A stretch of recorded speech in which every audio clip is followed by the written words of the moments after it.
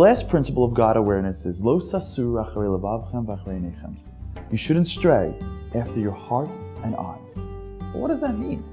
Are we not supposed to have feelings? Isn't it our heart that brings us to love? Aren't we supposed to be excited, passionate, and motivated in life? Doesn't that come from our heart? And are we not supposed to want things? And don't our eyes navigate us through life? How are we supposed to know where to go, what to strive for? What does not straying after our heart and eyes really mean? Let me tell you a story. A few months ago, I was on a diet. I was trying to eat healthier, exercise, and fight off that middle-aged, ever-present gut. I went to the office one day, and it was the birthday of one of my colleagues. So everyone's sitting around eating brownies, and I walk in, all good. Before I can politely duck out, my friend says, Charlie, I know you're kosher and on a diet, so we bought you a box of low-fat kosher cookies so you can join us. So after finishing my first cookie, I thought to myself, this tastes really good, and it's low in fat. This must be good for my diet. Okay, one more. So we're sitting around enjoying ourselves. I must be up to cookie 15 at this point, when another colleague walks in. He's one of those guys that eats everything in sight but never gains weight. You know those guys? They think that being on a diet is not getting the extra cheese on the third slice of pizza or passing on doubles for dessert. He comes in, sits down and says, oh, happy birthday. Can you pass me some brownies? Is there any whipped cream or ice cream around?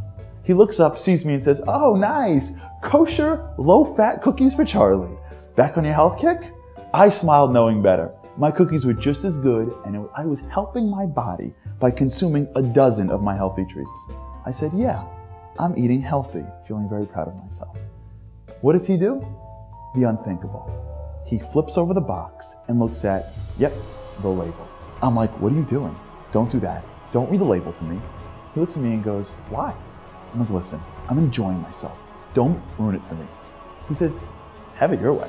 Reads the label and murmurs to himself, 10 servings for a cookie. Well, if you multiply that by that, you get, oh my gosh. He looks up and says, I don't get it. Why would you not want to know what's in there? If it's not healthy for you, you're going to pay for it later. If it is healthy for you, then you can really enjoy yourself. Don't you hate it when people bring logic and common sense into life? He then said something so profound.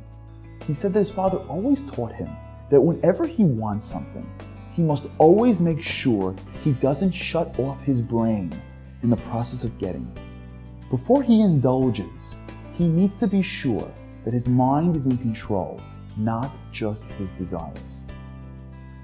What does it mean to not stray after your heart and eyes?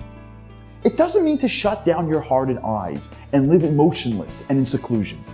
It means that the way life works is that your eye sees something and then your heart wants it.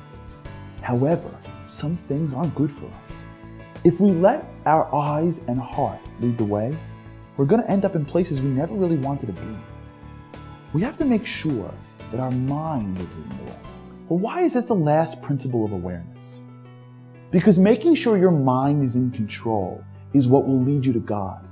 If you think about it, who wouldn't want a relationship with the creator of the universe? What could be more meaningful than living a life filled with purpose? We all know that, and we all feel that during moments of inspiration. But that same heart and eyes that led us to God leads us to so many other places, depending on the moment. And that's why the last principle comes to make sure we are following the right leader. If our mind controls our senses and not the other way around, we will have the life that we want. And so the last principle is making sure you know who's in control, your mind. Not straying after your eyes and heart means that your eyes and heart are there, but they work for your mind, and not vice versa. The 6 principles of God awareness teach us how to have a relationship with God. First, Anochi, know He exists. Then, Lo Yehiyeh, focus on the relationship, not on yourself.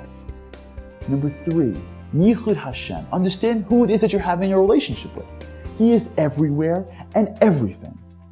And then, Ahavas Hashem, make the choice to commit to Him, Na'aseh, and the love will follow.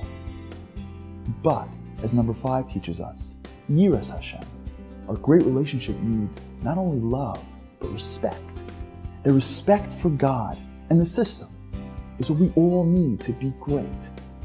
And then, lo sasuru, make sure that you're clear in life, that you're following the right leader. Make sure that your mind is in control. These 6 principles lead us to having the life that we want, to having the relationship with the master of the world, our King, our Father.